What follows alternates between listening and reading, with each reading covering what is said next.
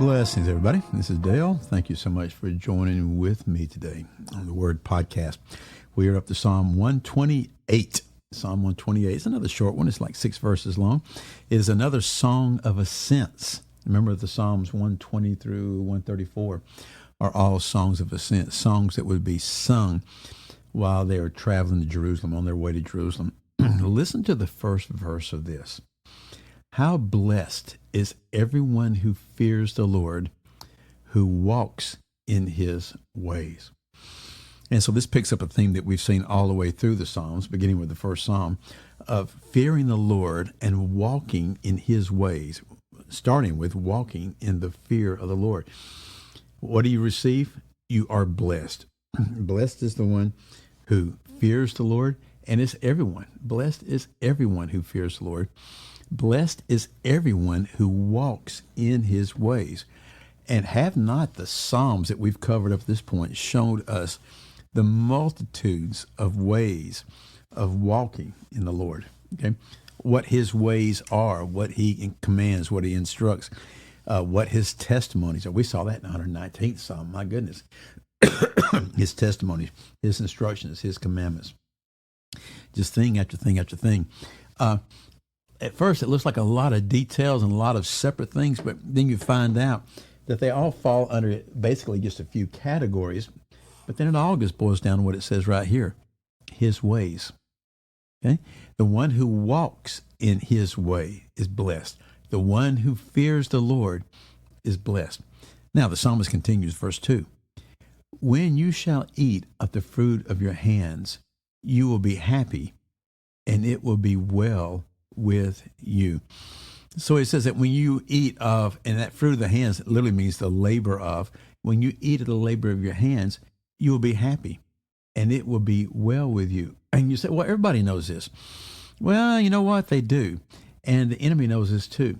And this is one of the things that we see happening within our world today, is that there are huge portions, particularly of Western society, that eat, but they do not eat of the labor of their own hands. They eat from the labor of others. And guess what? They're not happy. And guess what? It's not well with you, because something has been taken from them. This has been done on purpose, I'm convinced. It's an insidious evil to where you're provided for. You know, you get the check at the first of the month. You get this, and you get enough just to subside, a subsistence type of existence. And it takes away the desire to labor of your own hands. We've seen it within the last 5 years to where people would actually, quote, make more money, unquote, staying at home and just receiving government checks than they would from working. And it didn't make any sense financially to work, because you would actually make less by working. You would work and you would have it taken from you, okay? And you'd actually have less to take home. But what it does do is destroys you as a human. It destroys your soul. It destroys your spirit. Here the psalmist says, when you eat of the labor of your fruit, you will be happy and it will be well with you. The corollary is also, when you eat from the fruit of somebody else's labor, you're not going to be happy, and it will not be well with you.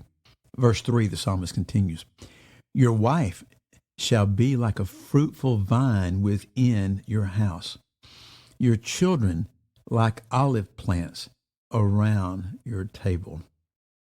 So it's getting a little bit of a reverse anthropomorphic type of thing right here, okay, applying human characteristics to plants. But no, your wife will be a fruitful vine. She will reproduce. Okay, the wife will reproduce. And a vine reproduces abundantly, okay?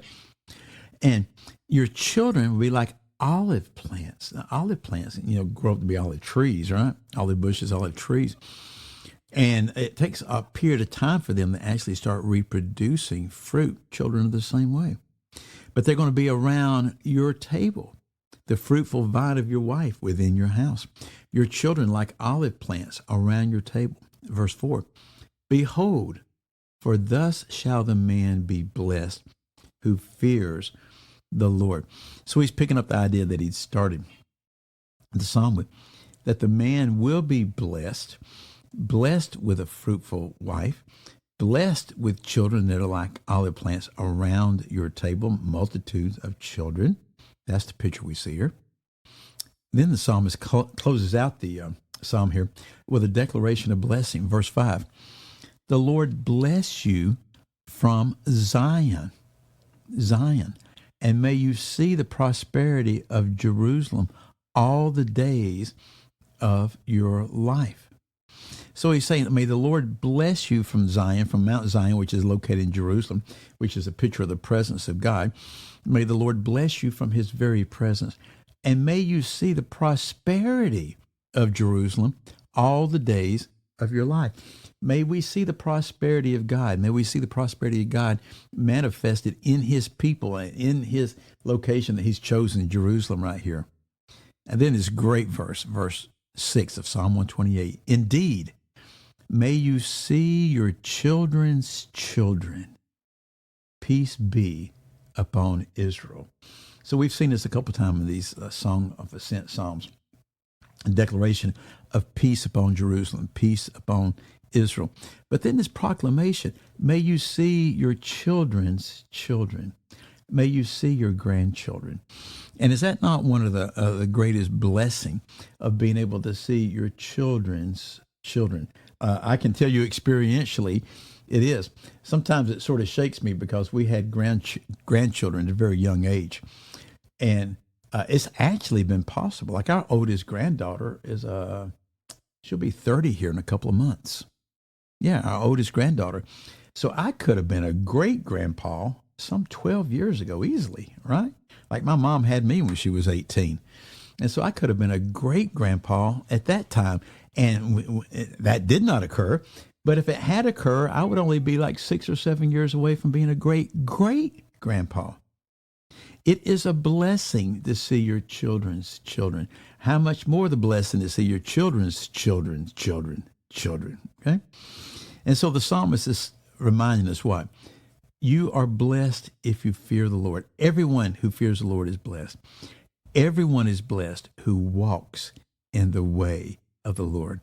And one of the ways that he will bless is that you will receive the happiness and the well-being of laboring with the fruit of your hands, that you'll also receive the happiness and the well-being of abundant children, of a wife that's a fruitful vine, whether it's producing offspring or not. Sometimes that doesn't occur. You see that several times in Scripture, okay?